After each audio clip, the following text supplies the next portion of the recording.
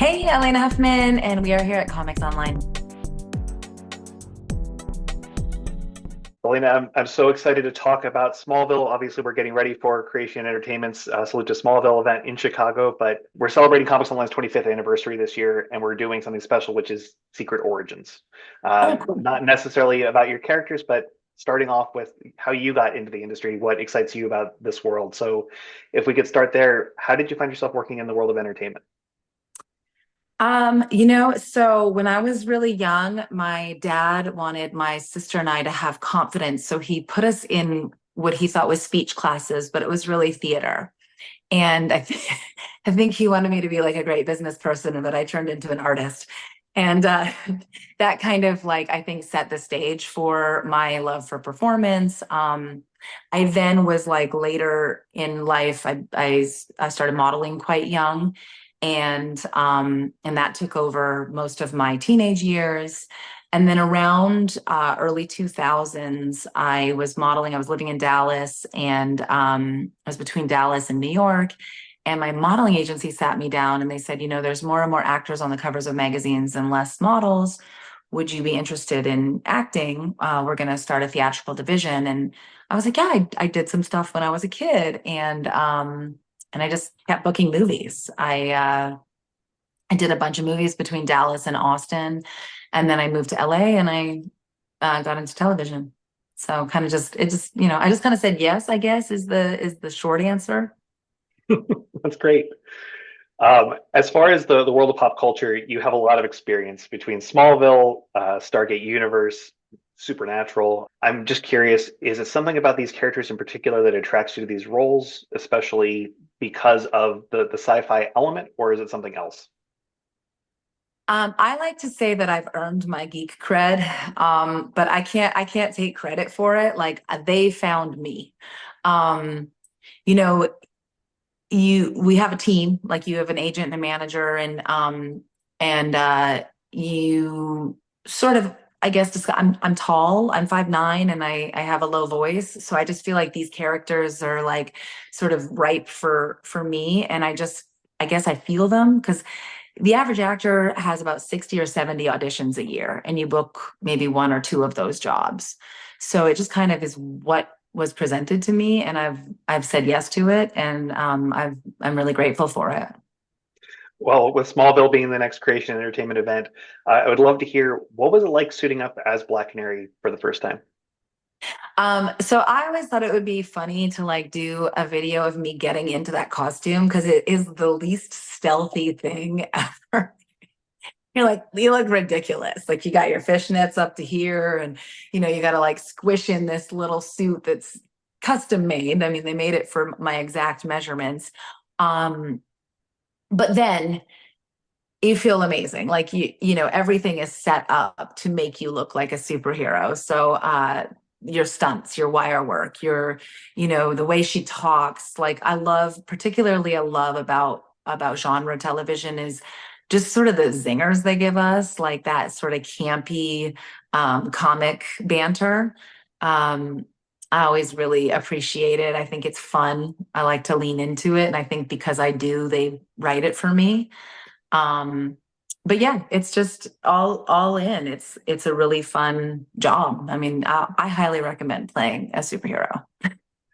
Well, you entered an era of Smallville where they were starting to explore beyond Clark's story, but really looking at the larger DC universe, and you got to interact with other superheroes, which, early in the show we didn't really get to see as much of on a regular basis, but you got to continue to reoccur as Black Canary and interact with the early form of the Justice League.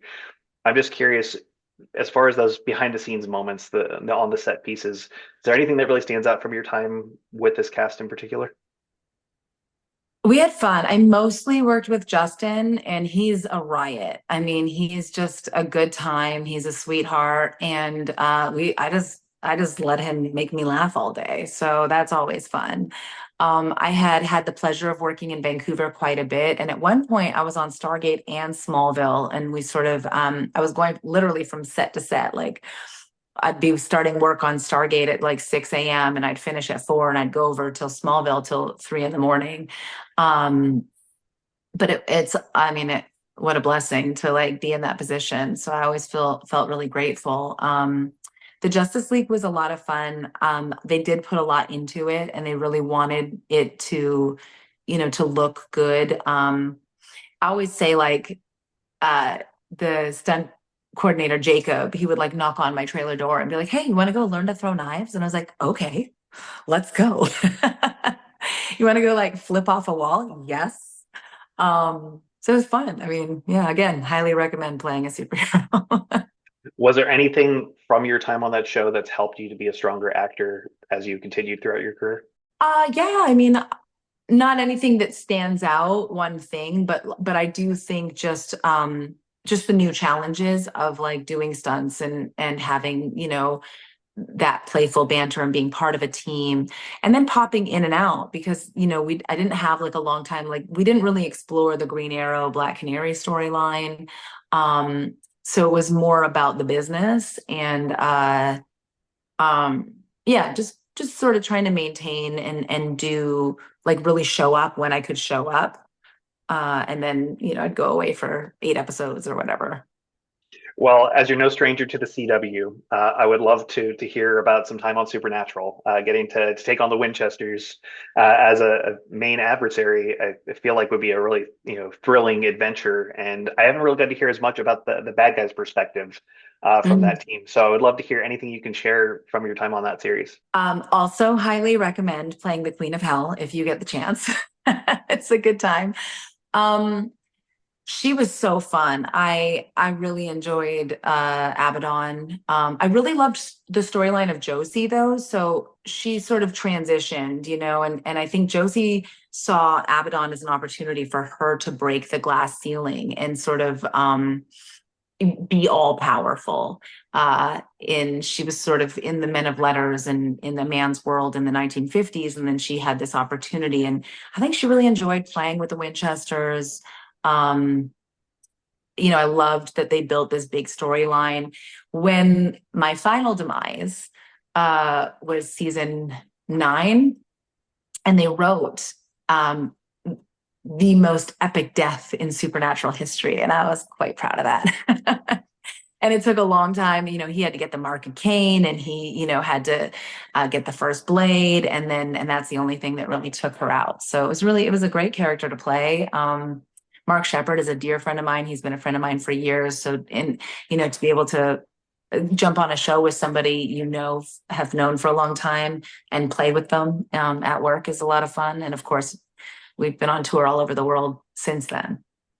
We've done so many interviews with the cast and crew of Supernatural over the years, and the running theme seems to be the energy that was happening behind the camera. Was that Yeah. true for you too? Oh, absolutely. And I think that's what you're seeing with the success of the tour. It's we really care. We do.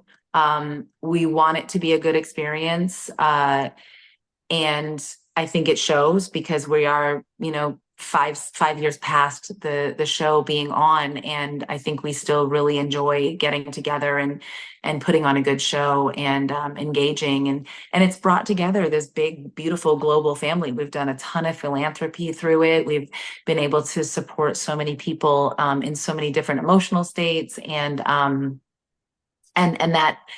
they always say the set of a TV show is set by the number one, and in this case, number one and two are the same, Jared and Jensen, and they're just great. They're great guys. I don't think you'll ever meet somebody who doesn't have a great experience with them.